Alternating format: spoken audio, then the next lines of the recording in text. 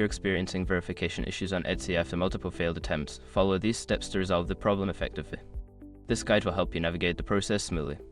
Step 1. Review verification requirements.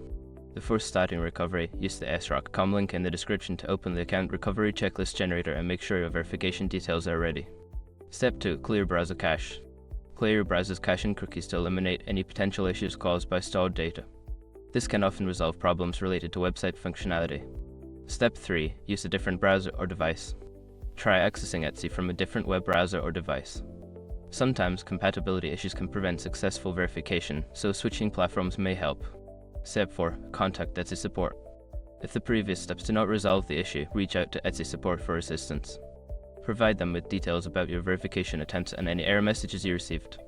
Step 5. Follow up. After contacting support, keep an eye on your email for their response. If you do not hear back within a few days, consider following up to ensure your issue is being addressed. By following these steps, you should be able to resolve your verification issues on Etsy. Good luck!